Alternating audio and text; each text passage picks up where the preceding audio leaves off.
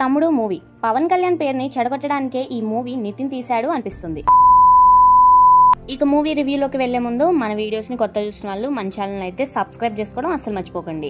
ఇక రివ్యూ ఏంటంటే నాకైతే నచ్చలేదు గాయస్. ఫస్ట్ అయితే చాలా సింపుల్ స్టోరీ అనమాట.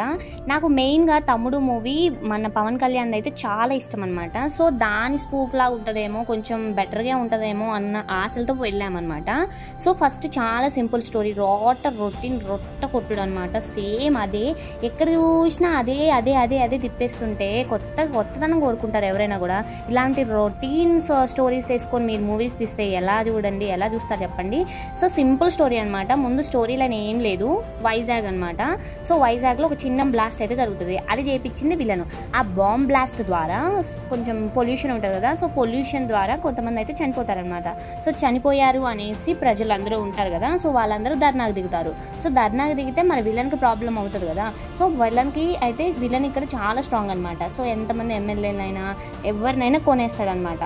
సో ఇక్కడ వీళ్ళు ధర్నాలు చేస్తుంటే వీళ్ళకి ప్రాబ్లం అవుతుంది కాబట్టి ఎమ్మెల్యేని వాళ్ళు ఉంటారు కదా, సో వాళ్ళని పిలిపించి కొంచెం అమౌంట్ ఇచ్చేసి సెటిల్ చేద్దాం అనుకుంటాడు. సో వాళ్ళకి అమౌంట్ ఇచ్చినా కూడా వీళ్ళు ప్రజలు ఏం చేస్తారంటే వాళ్ళకి అన్యాయం జరిగిందనేసి వాళ్ళ మాట వినకుండా ధర్నా అయితే స్టార్ట్ చేస్తారనమాట. సో ఇక్కడ ధర్నా ఇక వీళ్ళు కంటిన్యూ చేస్తున్నారు కాబట్టి ఇక గవర్నమెంట్ నుండి ఎంక్వైరీ కమిషన్ అయితే దింపుతారనమాట. సో ఇందులో ఏంటంటే ఈ ఎంక్వైరీ కమిషన్కి హెడ్ హీరో వాళ్ళ అక్క. Same story. ఇది చెప్పండి, ఇది ఎన్ని సినిమాలో ఆల్రెడీ నాని ఎంసీఏ మూవీతో కూడా సేమ్ ఇదే స్టోరీ అనమాట. వదినని చంపడానికి విలన్స్ వస్తారు. సో తనేమో గవర్నమెంట్ ఎంప్లాయ్ కదా, తను నిజాయితీగా ఉందాము అనుకుంటే మాత్రం ఈ విలన్స్ వచ్చేసి తను చంపడానికి చూస్తారు. సో హీరో వచ్చేసి వాళ్ళు ఫైట్ చేసి తనని కాపాడడం స్టోరీ ఉంటుంది. సో సేమ్ అలాగే ఈ మూవీ కూడా తమ్ముడు కూడా సేమ్ అనమాట. సేమ్ దింపేశాడు. అక్కడేమో వదిన, ఇక్కడేమో అక్క. సేమ్ అనిపించింది.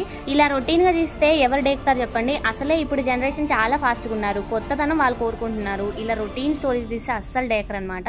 సో నితిన్ కి చెప్పేది ఏంటంటే, నితిన్ చాలా పెద్ద హీరో అనమాట. చాలా బాగుంటాయి మూవీస్ కూడా, తన సెలెక్షన్ అయినా కూడా చాలా బాగుంటాయి. కానీ ఏమైందో నితిన్కి అర్థం కావట్లేదు.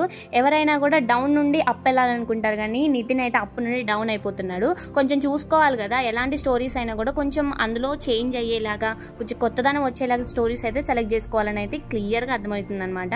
సో ఇక మీకు స్టోరీ లైన్ అర్థమైంది కదా, చాలా సింపుల్ స్టోరీ. ఇంకా దీంట్లో ఏం కొత్తదనం ఉంటుంది చెప్పండి. ఇక దీన్నే సాగదీసి పార్ట్ 1 పార్ట్ 2 లాగా తీశారనమాట. సో పార్ట్ 1 పార్ట్ 2 అంటే ఇంటర్వెల్కి ముందు, ఇంటర్వెల్కి తర్వాత. సో ఫస్ట్ ఇంటర్వెల్కి ముందు మాట్లాడుకోవాల్సింది రాడ్ కొట్టుడు అనమాట. అసలు ఏం బాగాలేదు, ఎంత అసలు నీరసమే వచ్చింది. ఎప్పుడు ఇంటర్వెల్ పెడతారా అనిపించింది. కనీసం సెకండ్ హాఫ్ అయినా బాగుంటుందా అంటే కొంచెం స్టార్టింగ్ అయితే మంచిగా స్టార్ట్ అయింది. ఓకేలే ఇక స్టార్ట్ అవుతుందిగా ఇదన్నా బాగుంటుంది అనుకునే లోపే ఇక మళ్ళీ రాడ్ అనమాట. నేను మీకు ఇచ్చే అడ్వైజ్ ఏంటంటే, మీరు అటు వెళ్ళకపోవడమే చాలా మంచిది. ఎందుకంటే అంత నీరసం వచ్చేస్తుంది చూసిన వాళ్ళకి, విన్న వాళ్ళకి కూడా. సో వెళ్ళి నీరసపడే కన్నా ఇంట్లో ఉండే హాయిగా టీవీ చూసుకుంటూ, ఫోన్ చూసుకుంటూ ఉండడం మంచిది. సో అది గాయ్స్ తమ్ముడు మూవీ రివ్యూకి వచ్చినట్లయితే, మరి ఈ వీడియో మీద మీ ఒపీనియన్ ఏంటి? ఈ మూవీ మీకు నచ్చిందా లేదో కూడా కామెంట్ చేసి ఖచ్చితంగా మన ఛానల్ని సబ్స్క్రైబ్ చేసుకోవడం అసలు మర్చిపోకండి. బాయ్.